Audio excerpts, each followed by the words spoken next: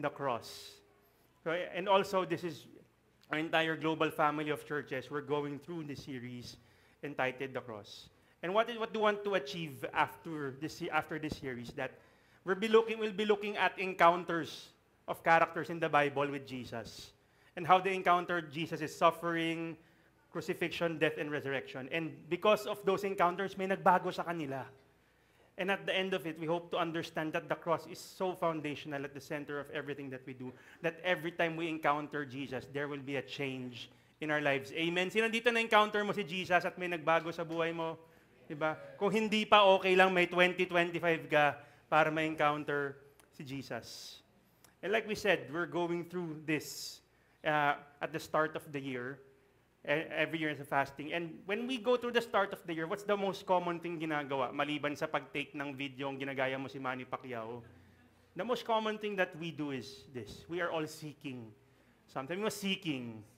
Seeking. What does it mean to seek or seeking? It's an attempt to find something, attempt or desire to obtain certain goals, or you're believing for something. Di ba, at the start of the year, meron yan, yung mga goals mo, yung gusto ko maging healthier, di ba? Yung iba nakatingin sa akin, di ba, yung gusto ko maging healthier. Iba gusto ko makapag-ipon ako this year. Or I'm believing may sarili na kaming bahay. Or kung estudyante ka, I'm believing, nasa top 3 ako. Hindi lang top 10, top 3. Di ba, niniwala ka top 3 kasi dalawa lang kayo sa klase. Pero di ba, we're believing for things, we are setting goals for this year. And those things are good. Tama ba? Okay lang maglagay. May faith goals tayo sa fasting. Those are good. But hopefully, whatever we are seeking, these are all good things. Makakabuti to sa akin. Wala ka naman nag-seek ka ng goal. Gusto ko mabaon sa utang this year. Wala namang ganun, di ba? Or gusto ko madisgrasya. Wag naman, di ba? Walang nag-goal ng masama. All of us, we have these goals in mind to achieve something good. And as we start this year, more than seeking these good things, my prayer for all of us is that we seek Jesus as our ultimate goal this year. That this is our ultimate achievement, that we were able to seek Jesus and encounter Him. Pero question, what do we find when we seek Jesus? Ano ba yung, pag sinik ko ba si Jesus, yung combination sa loto, i-reveal ba sa akin? Yan ba yung mangyayari? Pag sinik ko ba si Jesus, malalaman ko yung pangalan ng the one para sa akin? Yun ba yung mahahanap ko? And today we'll be looking at a story of a person in the Bible who went to seek Jesus. He sought Jesus. And after that encounter, something changed in him. Let's all stand to our feet for the reading of God's Word. It will be found in the Gospel of John, chapter 3. Saan dyan ba tayo? Again, I encourage everyone, New Year, If there's something we can invest in the New Year, it's a new Bible. Whether digital yan or physical, basta may Bible tayo. Yun importante. Okay, let's read. Now there was a man of the Pharisees named Nicodemus, a ruler of the Jews. This man came to Jesus by night and said to him, Rabbi, we know that you are a teacher from God. For no one else can do these signs that you do unless God is with him. Jesus answered him, Truly, truly, I say to you, unless one is born again, he cannot see the kingdom of God. Nicodemus said to him, How can a man be born when he is old? Can he enter a second time into his mother's womb and be born? Jesus answered, Truly, I say to you, unless one is born of water and of the Spirit, he cannot enter the kingdom of God. That which is born of the flesh is flesh, and that which is born of the Spirit is spirit. Do not marvel that I said to you, you must be born again. The wind blows where it wishes, and you hear its sound, but you do not know where it comes from or where it goes. So it is with everyone who is born of the Spirit. This is the word of the Lord. Let's pray. Father, we acknowledge that everything we have in this life comes from you, that all the glory belongs to you. And whatever we do, Lord, may it be an act of worship unto you. Lord, we pray that as your word is preached, Lord, may it change the condition of our hearts, bring renewal in our minds, and transformation in our lives, Lord. That as we go through this year, we will see your kingdom come. Your will be done on earth as it is in heaven. Be with your people. Bless the preaching of your word. In Jesus' name, Amen and amen. We may be seated. So, the Gospel of John. Meron ba dito pangalan mo, John? John. Sa Pilipinas, common to. Jan ba nga, di ba? Jan. Pero mga common, di ba? John Mark, John Paul, John Ralph, John Theodore. Parang lagi kailangan either before your name or after your name, laging may John. Common. Pansin ko lang naman sa Pilipinas. But the author of this is John, the disciple whom Jesus loved. And siya yung sinasabi nilang very close daw kay Jesus. And his audience here in this gospel is actually everyone in the Greco-Roman world at that time. Whether Hudyo ka, Gentile ka, his audience was very general. And this was the last gospel that was written. So some say it would be around before the fall of Jerusalem or after the fall of Jerusalem. Pero siya yung pinaka-last na gospel. And the theme of purpose of this gospel is that Jesus is the promised Messiah and Son of God. And by believing in Jesus, people can have eternal life. And to summarize the theme of God is in John 20, verse 30 to 31. Now Jesus did many other signs in the presence of disciples, which are not written in this book.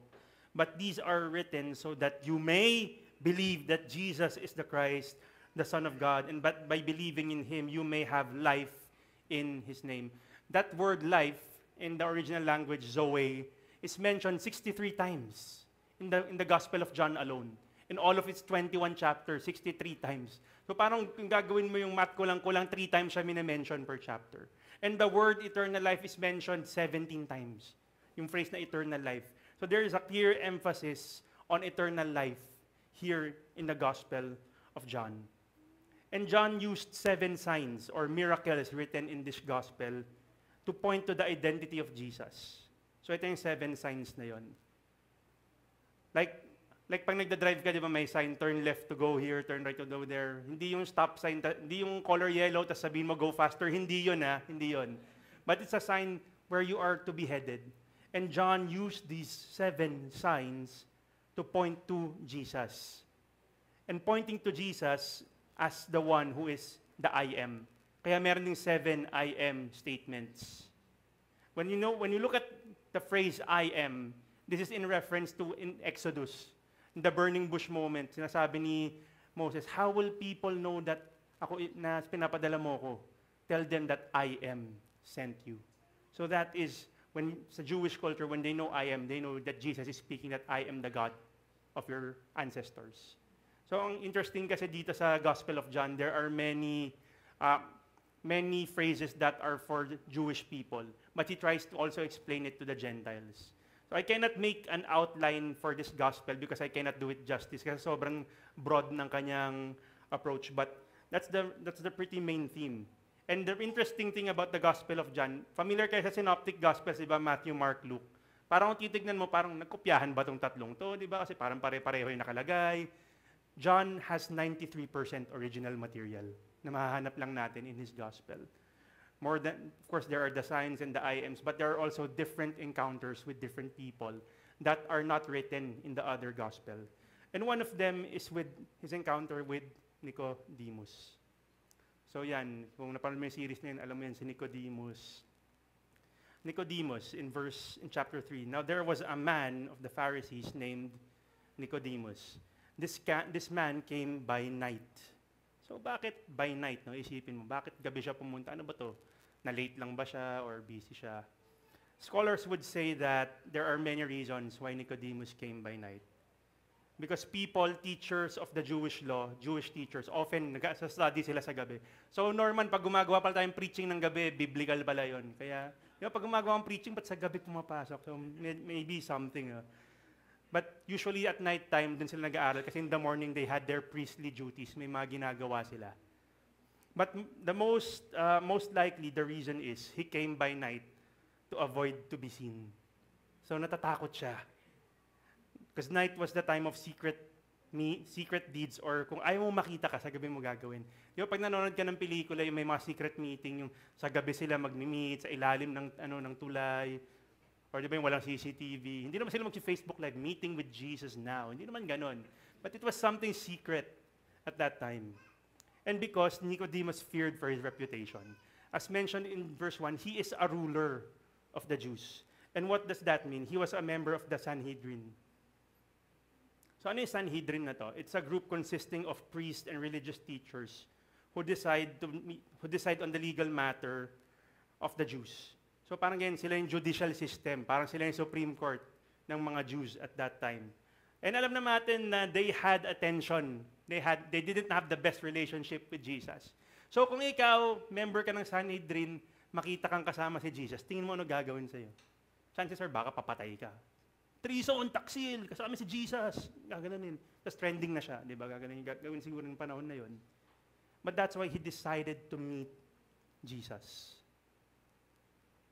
But Jesus, despite having tension with the Sanhedrin and the Pharisees, he still welcomed Nicodemus. Di ba? Wala naman sinabi. Nag-meet lang sila. So what can we see from here? That we can come to Jesus regardless of our background or our agenda.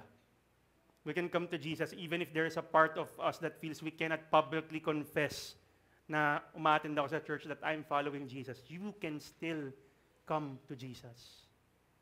We are always to remember we can come to Jesus at any given time. Hindi lang tuwing prayer and fasting, but any time of the day. Whether nagko-commute ka, naliligo ka, kumakain ka, sumasayaw ka, di ba? You can come to Jesus. Even if tingin mo hindi ka worthy to meet with Jesus, you can come to Him. Kasi Jesus, hindi siya nanjajudge eh. He welcomes.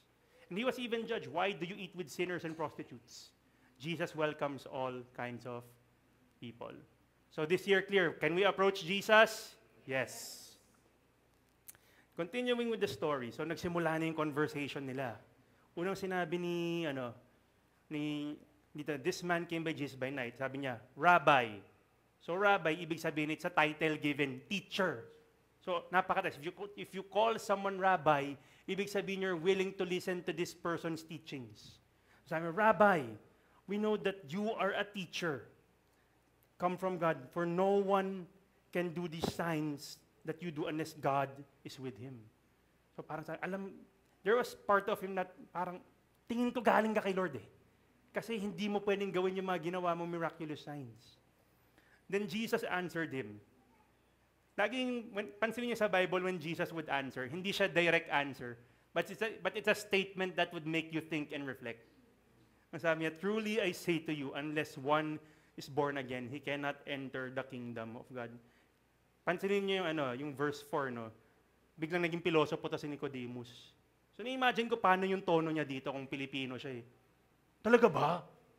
Mag-born again? Matanda na ako, pasok ako sa tiyan ng nanay ko, tapos papanganak ako ulit. Parang ganun eh. Imagine that conversation with him.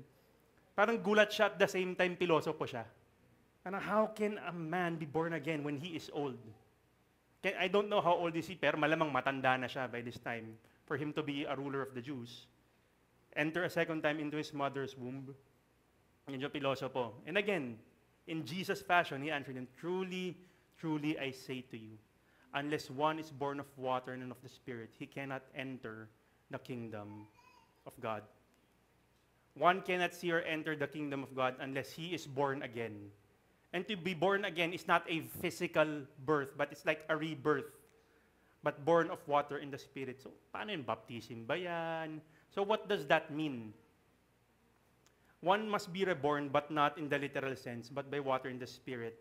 And water in Spirit here is referring to Ezekiel 26:25 to 27. Sabi, I will sprinkle clean water on you, and you shall be clean from all your uncleanliness. And from your idols I will cleanse you. And I will give you a new heart, and a new spirit I will put in you. And I will remove the heart of stone from your flesh, and I will give you a heart of flesh. To follow Jesus, we must be born of the Spirit. Diba? Kaya nga born again, maboborn again ka. Yung born again, hindi po siya religion, yung born again ka na alive, God is good. Hindi yun. Napagtripan na lang yung mga ganun eh. But to be born again is to be born of the Spirit. And how does that happen? The moment a believer responds to the gospel, surrenders his life to Jesus, confesses that Jesus is his Lord and Savior, the Spirit already indwells in you. Who here you've surrendered your life to Jesus? You've surrendered your life to Jesus. The Spirit is already indwelling in you. And the Spirit is the seal of a believer, as stated in Ephesians 1:13. In Him, you also, when you heard the word of truth, meaning the gospel of your salvation, and believed in Him, were sealed with the promised Holy Spirit. So ano tong seal na to? Hindi yung hayop na gumaganon-ganon. Hindi yung seal na yon. But it's something more like this. Yung signet ring ng king. When a king would seal that, it means it's authentic. Totoo to. It comes from the king. So when we receive the Holy Spirit, it's saying this is an authentic believer of Jesus. Authentic follower of Jesus. Si Gian, si Norman, kasi you have the Spirit. And also during their time, alam niyo yung mga cattle, di ba? Kahit ngayon yun sa mga rancho, di ba? Merong nilalagyan nila ng marka. That is to mark ownership. Now, if you have the Spirit in you, you do not belong to the world, you do not belong to yourself, but you belong to Christ alone. Amen? That's why we need to be born again. But the question for us is, have we truly believed in Jesus? Or dahil lang umaattend akong Rain Church, I'm a believer of Jesus. Dahil natapos ko yung 1-to-1, I'm a believer of Jesus. How can we know that we are truly a follower of Christ? And I pray na ma-reflect natin yan and mahanap natin yung answer. Then we continue with their conversation. Jesus said, that is which is born of the flesh is flesh, and which of the spirit, born of the Spirit is spirit. Sabi nga kanina, diba, one cannot enter the kingdom of God unless he is born again by the Spirit. So bakit sinasabi niyang born of the flesh, born of the Spirit? Hindi pa ba clear yon? Because in the mind of Nicodemus, he was a religious leader. So for them, the flesh of a person, meaning good works, religious standing, ethnicity, position, parang baka ito yung mag-save sa akin kasi religious leader ako. Baka dahil dito ma-born again ako. But these things, these achievements, these good works cannot lead to a person being born of the Spirit and enter the kingdom of heaven. Friends, our good works and achievements cannot be the reason why we are to be born of the Spirit and enter the kingdom of heaven. As it said in Ephesians, for by grace you have been saved through faith, and it is not of your own doing. It is a gift from God, not a result of good works, so that no one may boast. Imagine natin, kung ang reason para makarating ka ng langit ay good works. Pagdating mong langit, nasa langit ako. Nakita ko yung, bro, no? Bro, why you here in heaven, bro? Kasi Amerikano yung nakita eh. Sabi niya, I gave $10 million a year. Wow. So, punta ka sa kabila. Ikaw, ba't ka nandito? I built houses in Africa every day. So, payabang ako, nagbigay akong ganito, nagbigay akong ganyan. Tapos ikaw, ka nandyan. Niwala ako kay Jesus eh. Di ba, parang ang ingay ng langit nun. Imagine niyo, payabangan yun. Kaya so that no one may boast. We can only get to heaven by faith in Christ alone. Wala tayong ambag. We just need to believe and follow Jesus. We must put our faith in Christ alone and not in our good works. Yung good works natin minsan hindi, akala mo yung literal na baka religious. No. Baka minsan nga sa atin, kailangan ko mag-serve, kailangan ko mag-attend ng church. Those are all good things. Pero these things will not bring you salvation, friends. It's only faith in Christ alone. Amen? Let's continue. So sabi dito, do not marvel that I said to you, you must be born again. The wind blows where it wishes, and you hear its sound, but you do not know where it comes from or where it goes. So it is with everyone who is born of the Spirit.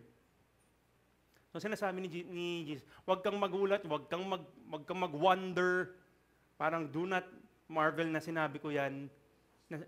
Ang sinasabi lang ni Jesus dito, like the wind, you do not know where it comes from. What Jesus is saying, those who are to be born of the Spirit are not to come from one specific place or people, but they are to come from all places. Jesus tells Nicodemus, di ba, you must be born again. And yung yun na yan, sa verse 12. Saan yung verse 12 natin dyan? Balik-balik yan. Makikita nyo sa verse 12 na yan, it's mentioned 4 times yung you. It's actually in the plural form. Pag sinabi niyang, you, Hindi ikaw bro ha, yung kunyari lang. You, lahat kayo. Lahat kayong religious leaders. Yan sinasabi. But you do not know where it comes from. Teka, balik tayo. Na-excite ako eh. Kaya sinasabi niya lang, hindi dahil Hudyo ka, masasave ka. It's those who will be born of the Spirit will come from all peoples, all nations. That's why we call ourselves every nation, because we believe that one day we will see different people from every tribe and tongue bowing down before the Lamb. And that's exciting. Next year, meron tayo ng World Conference. And I hope lahat tayo makapunta, where we will meet our global brothers and sisters. And it's a picture of heaven. So pag meron sinabing dapat ganito ka lang na religion, na dapat dito lang masasave. No, it's not about religion. It's not about ethnicity. It's not about position. But it's about putting your faith in Christ alone. Those are to be born of the Spirit who are in Christ will come from all peoples. So be confident in our faith. Be confident in your faith that you've put in Christ. For it is not dependent sa background mo, kung ano yung na-achieve mo, but it's only Christ alone. And Jesus explained this pretty clearly. Malinaw naman, di ba? Kung paano yung explain kay Nicodemus. And you would assume na si Nicodemus naintindihan niya kasi he was one of the best theologians during their time. Chances are nagigets niya every reference that Jesus was telling. Tignan natin kung ano yung reaction ni Nicodemus. And Nicodemus said to him, how can these things be? Paano nangyari yun? Gaganon si Nicodemus kung Tagalog, di ba? And Jesus answered him. I like how Jesus answers. Parang, are you a teacher? Imagine ganito yung tono ni Jesus. Are you a teacher of Israel, and yet you do not understand these things? Di ba parang, kala ko ba, ruler of the Jews ka? Ba't di mo alam to? And he goes again with the truly, truly. Truly, truly, I say to you, we speak of what we know and bear witness to what we have seen. But you do not receive our testimony. And if you have told earthly things and you do not believe, how can you believe if I tell you heavenly things? No one has ascended into heaven except the one who has descended from heaven, the Son of Man. Nicodemus could not still fully understand what Jesus was saying. And as a response, Jesus asked him, teacher ka ba talaga? Kasi dapat naiintindihan mo yan eh. Kasi it's written in Ezekiel, written in Jeremiah, in Deuteronomy, and throughout the Psalms, throughout the Old Testament. Dapat alam mo yan. Bata ka pa lang, inaaral mo na yan. And ito yung kanina eh, yung you, dun sa verse 12, it's in the plural form. It's referring to all the religious leaders of Israel. Dapat alam nyo to pag sinabi ko, pero you are coming against me. Dapat nga excited kayo when you understand the truth.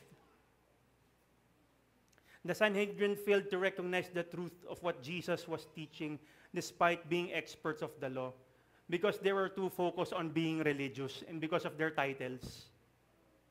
Friends, may our current knowledge of God and His Word not hinder us from receiving a fresh revelation from Jesus. Doesn't matter kung 10 years ka nang nagpa-follow kay Jesus, 1 year, nakatapos ka na ng Leadership 130, nakatapos ka na ng ENLI. Wala yun kung hindi ka makaka-receive ng fresh revelation of who Jesus is. Minsan kasi tingnan natin, alam ko na yan. Pag nag-preach, alam ko na yan. Mali yung context. Minsan guilty tayo dyan. I can be guilty of that. Pero minsan we need to put those things aside dyan. Jesus, I just want to receive from you. May not be our posture every time someone shares the word. Receive lang tayo ng receive. But we're not here to criticize. We're not here to say, I am better. We're here to learn about Jesus. Amen? Always be ready to receive and encounter Jesus, regardless of how much we know about Him and how long we've been walking with Him. Then he continues in verse 14 to 15. And as Moses lifted up the serpent in the wilderness. So this is in reference to Numbers 21. And the Lord said to Moses, make a fiery serpent and set it on a pole. And everyone who is bitten when he sees it shall live. Moses made a bronze serpent and set it on a pole. And if a serpent bit anyone, he would look at the bronze serpent and live. So ito yung imagery niyan, what happened. Ah, kasi pasaway yung Israelites, di ba? Surprise, surprise, pasaway sila. So, may serpent na pinadala si Lord kasi pasaway sila. And people were dying. So, they called out to the Lord again. And sabi ni Lord, oh, you make a bronze serpent, put it there, that anyone who would look at that may live. And interestingly, pag pumunta ka sa ospital, may makikita kang imagery na may ahas dun sa isang pole. That's where they got this. So that you may live. Then we go this. So must the Son of Man be lifted up, that whoever believes in him may have eternal life. Those who believe in Jesus, who is lifted up on the cross, will experience eternal life. And Jesus being lifted up is also a reference to Isaiah 52:13. It's actually a verse prior to Isaiah 53, which is the suffering servant. Sabi ito, behold, my servant shall act wisely. He shall be high and lifted up and shall be exalted. And this is Jesus being lifted up. Jesus had to be lifted up on the cross for people to have eternal life through him. And we get to experience eternal life by looking at Christ's finished work on the cross. Friend, let's always look at the cross to be reminded of what Jesus has done for us to have eternal life. Diba, what do we find when we seek Jesus? The first thing we find is we find eternal life when we seek Jesus. It could be out of curiosity, pumunta ka lang sa church, may nag-invite sa'yo. But my prayer for each and every one of us here, regardless kung ano yung reason mo kung ba't ka pumunta dito, I pray that you get to find and encounter Jesus and eventually experience eternal life in him. Then let's continue with this. In his encounter with Jesus, Nicodemus learned that he must be born again with the Spirit to have eternal life, di ba? And eternal life is only found through the Son of Man, which is Jesus. But what happened to Nicodemus after ng encounter na to?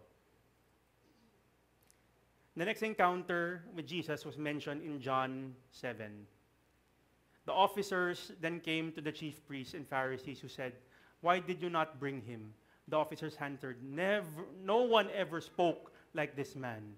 The Pharisees answered, "Have you also been deceived? Have any of the authorities or the Pharisees believed in him? But this crowd does not know the law is accursed." Verse 50. Look at Nicodemus, who had gone to him before, who was one of them. Dati nakalagay, Nicodemus, a ruler of the Jews. Ngayon ay sabi, Nicodemus who had gone to him before. Tsaka lang yung he was one of them. So medyo may change na, medyo may emphasis na dun sa minute niya si Jesus. And what did he do? He said to them, "Does our law judge a man without first giving him a hearing and learning what he does?" Then they replied, "Are you from Galilee too?" This is an insult. Parang, kasama mo ba siya? Kababayan mo ba siya? Search and see that no prophet arises from Galilee. Nicodemus had gone to be with Jesus secretly prior to this incident. And that encounter changed his perspective of who Jesus is, resulting in him defending Jesus and challenging his fellow Pharisees. Do you see the change? Previously, secret lang Jesus. Tago tayo. Ayokong ma-insulto ko ng mga fellow Pharisee ko. But now, kahit in a subtle way, he's defending Jesus. Low-key dinedefend niya si Jesus. And ininsulto pa nga siya ng mga colleagues niya eh. And what can we learn from this, from Nicodemus, is that we experience change every time we encounter Jesus. You want to experience change in your life? You can go through all the self-help books. You can go through all the videos. You can go through whatever material. You can attend whatever seminar. But those change are not lasting changes, friends. In a couple of months, babalik ka rin sa dating ikaw. You want to experience true change, it's only by encountering Jesus. Amen? Encountering Jesus in our daily lives should be our top priority. That's what it says in 2 Corinthians. And we all, with unveiled face, beholding the glory of the Lord, are being transformed into the same image from one degree of glory to another. For this comes from the Lord, who is the Spirit. That word there, beholding or behold, hindi siya yung bastang makita mo lang.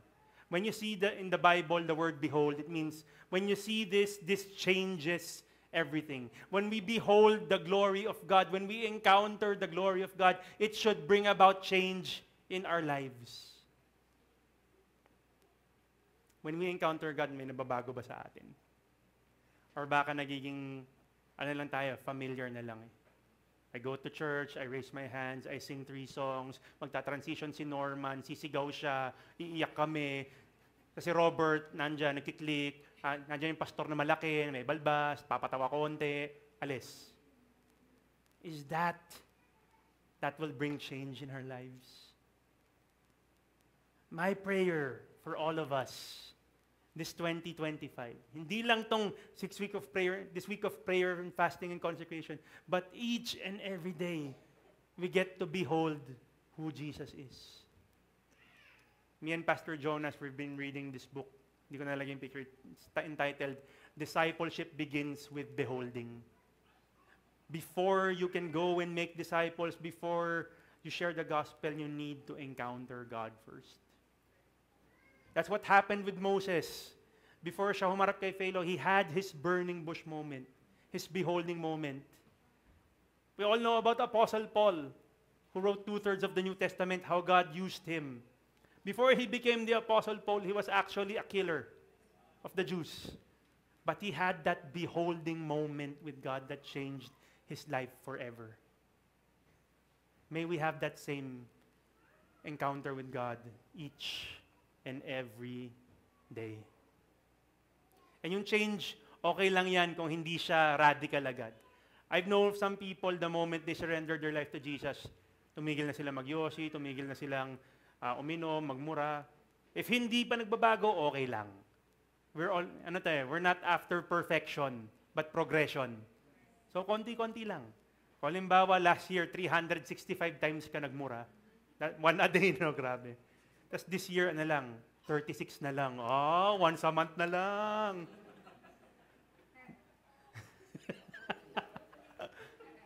Kakatawa, no? Pero that's progress, my friends. That's progress. Okay lang yan. Tapos next year, 10 days na lang, no? As we walk with God, as we encounter Jesus, little by little, binabago niya tayo. Seeking Jesus brings change in our lives as we encounter Him. And we're gonna continue with the last encounter of Jesus as I call on the music team. So we've heard of Jesus' encounter with, secret encounter pala, with Nicodemus' secret encounter with Jesus, how he subtly defended Jesus.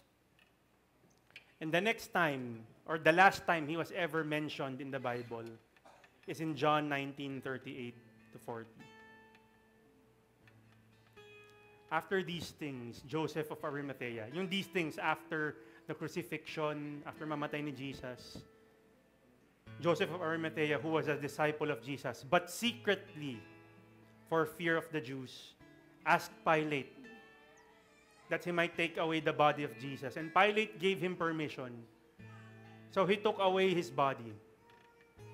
Verse 39, Nicodemus also, who earlier had come to Jesus by night. Again, he's not defined as a ruler of the Jews, but he is mentioned as someone who has come to Jesus. Came bringing a mixture of myrrh and aloes, about 75 pounds in weight.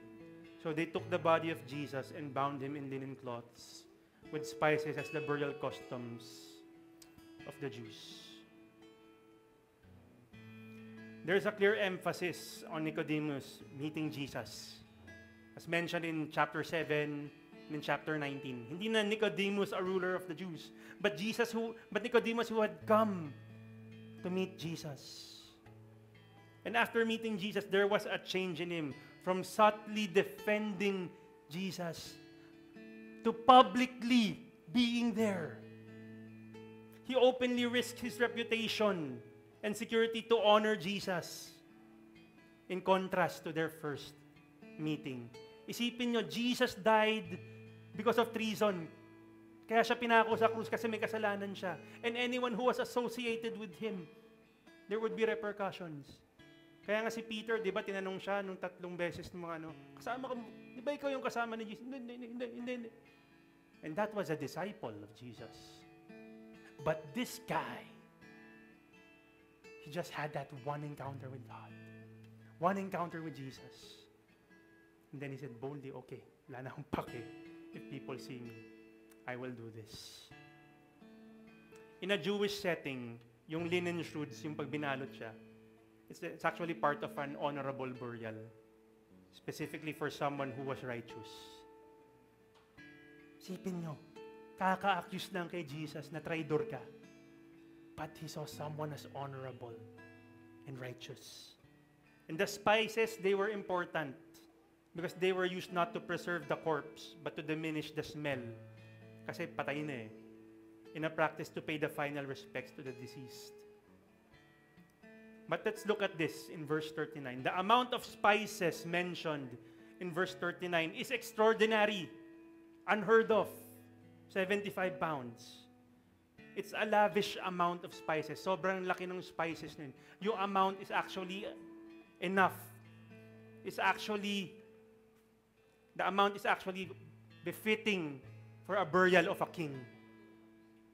Hindi lang siya basta nagdala ng spice, but the spices itself, it's meant for a king. Nicodemus honored Jesus lavishly, as had the woman in John 12. Di ba yung dinala niya yung perfume? But here's a comparison. The gift that the woman used was worth 300 denarii. Nicodemus was perhaps worth 30,000 denarii, or $1.3 million, or 76 million pesos. I've heard of people spending 6 digits to go to a concert of someone. Diba? Wala akong sasabihin yan, walang basagan ng trip. Kung gusto mo gawin yan, gawin mo yan.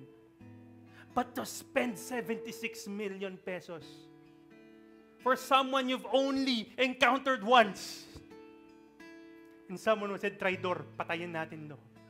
And you would risk all your savings, you would risk your reputation to honor that person.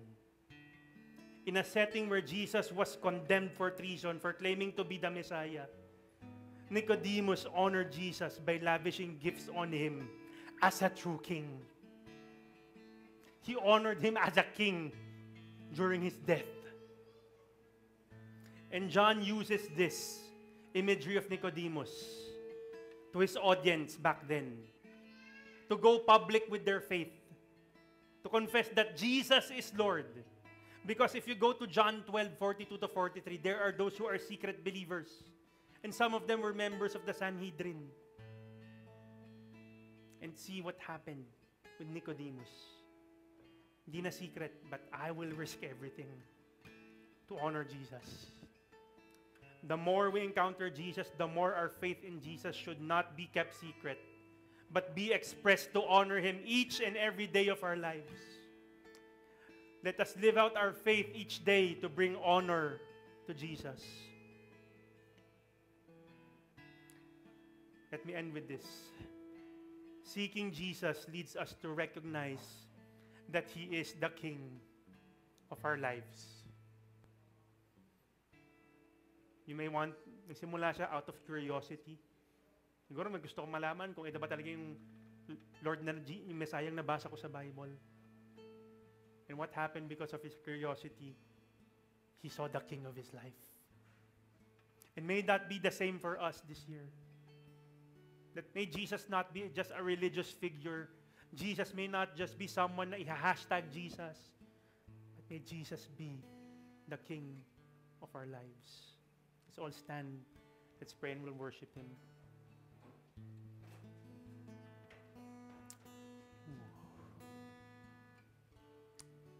Jesus, Jesus. Lord, thank you.